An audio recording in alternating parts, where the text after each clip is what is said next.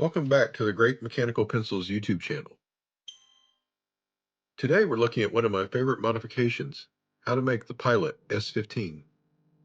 The S15 is a beautiful hybrid that combines the best of the Pilot S10 and S20 models. If you're a fan of mechanical pencils, you already know the S20's elegant wooden body feels warm and natural in your hand, while the S10's knurled metal grip offers unbeatable control and a sleek professional look. By swapping the grips, you'll end up with a pencil that has the grippy tip of the S10 and the classic wood backend of the S20. It's a popular mod among enthusiasts on forums like Knockology and Reddit's mechanical pencil community, often dubbed the S15 for its midway buy between the two models.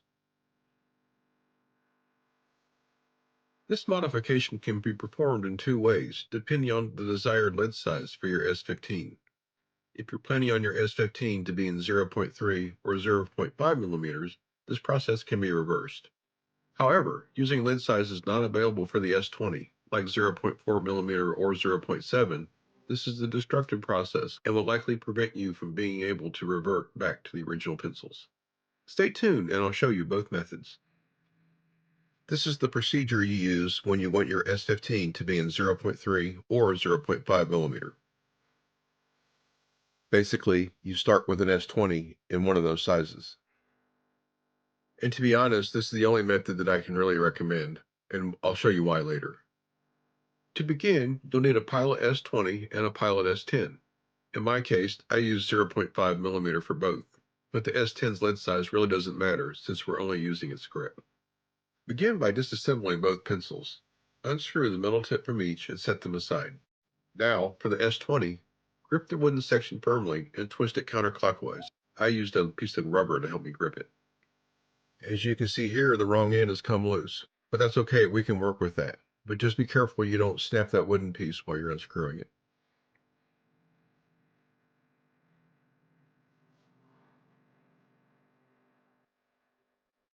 It might resist because it's secured with adhesive, so apply steady, persistent pressure. Don't force it too hard to avoid damage, but if it's stubborn, maybe a bit of warmth from your hand will help loosen the glue.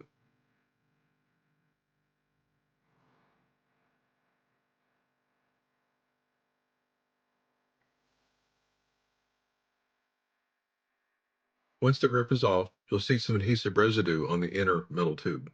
You'll need to take that off. You can use something like a label or a sticker and glue remover. I just used my hands and some rubbing alcohol. Next, we're going to take the knurled grip from the S10. Start by removing the tip and just slide the grip off. Again, it doesn't matter what size your S10 is. Ideally, it's a broken or used pencil with a decent grip. The cheaper, the better. Oh, and I wanted to go on and mention that the S20 grip will not fit on the S10. And if you started with a working S10, there's some parts left over that we can discuss later.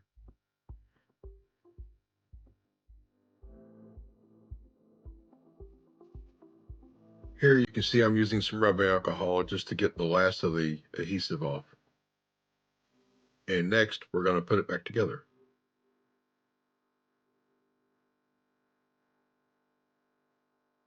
Putting it back together is pretty straightforward. Just slide the wooden piece back on the end. I wouldn't over tighten it though, because you could crack it.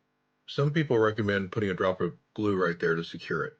So far, I have not had problems with mine coming loose.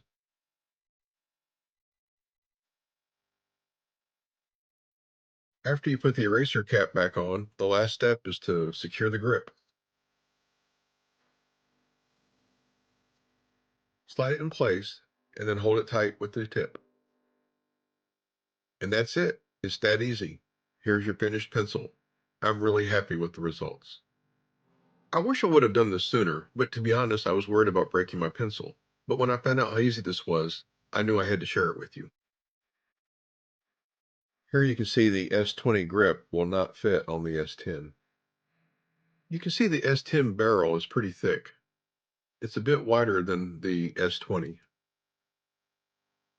And unfortunately, this is kind of a wasteful mod. You will have a leftover tip, eraser, and eraser cap.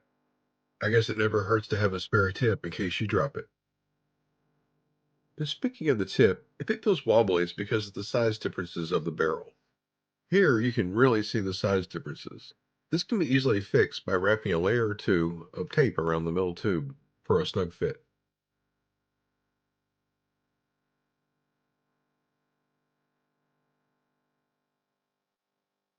I'm just using standard black electrical tape, but honestly, anything will work.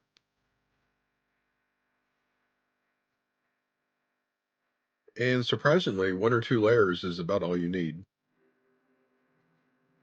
Now, reattach the S10 grip by sliding it back into place. Then screw the metal tip back on, ensuring it's securely fastened, but take care not to over-tighten. And there you have it, your very own custom S15.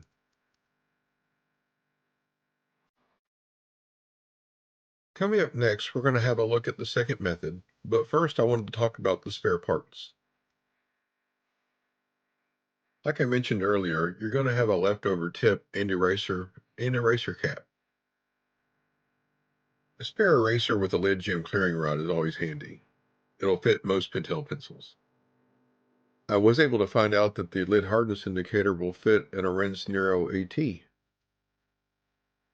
And this simple swap unlocks a cool feature, allowing my AT to display lid hardness, just like the S10. And it also fits the Graph Gear 500. This eraser cap would probably fit other pencils too, but these are just ones I had laying around. So here's the method you would follow if you wanted to use a size other than 0.3 or 0.5.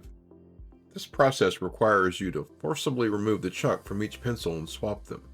This could cause irreparable damage to one or both of your pencils, so I do not recommend you do this. This image shows everything we need to know. Basically, you remove the chuck from each pencil and swap them. The problem here is that you take a risk of ruining one or both of your pencils. Oh, and by the way, these images and the process are from a fellow collector, Gunther, who has accomplished this way back in 2019. His blog is on pencils and the world around them. I'll leave a link in the description, but you should definitely check it out. He has a ton of information there. There are a couple methods you can try to extract the chuck. One is to use a fork or a pair of pliers to pull it out from the front.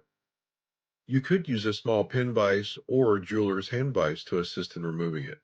Be careful, many issues can arise, such as crushing the chuck by applying too much force, or, most likely, bending the chuck. Gunther later posted an addendum to his blog where he suggested using a stiff wire to force it out from the inside. He said this may be a better method and it also reduces the chances of bending the chuck. I did something similar using a metal rod and a small mallet. I gently tapped it until the chuck popped out. You have to be very careful you don't hit the rod so hard that it jams itself into where the chuck once was. And be sure you have a cup or something in place to catch the small pieces so they don't go flying off your bench.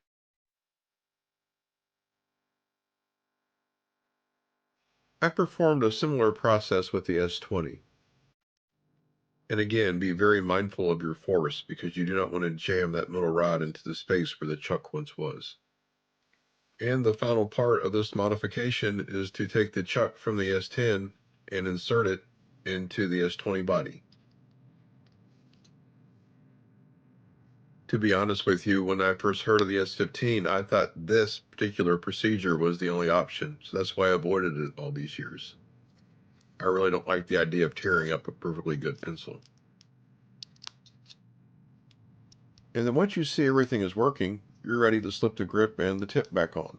And that's it. But overall, I strongly suggest staying in the 0.3 or 0.5 millimeter range because this method risks damaging your pencils. And I really don't recommend it unless you're feeling adventurous or have spares on hand. But if you try this mod, let me know in the comments how it turns out. Don't forget to like and subscribe. And thanks again for watching. I wanted to thank once again Gunther and the members of the Knockology Mechanical Pencil Forum, the Mechanical Pencil subreddit, and the Facebook groups. See you in the next video, and until then, good luck with your collection.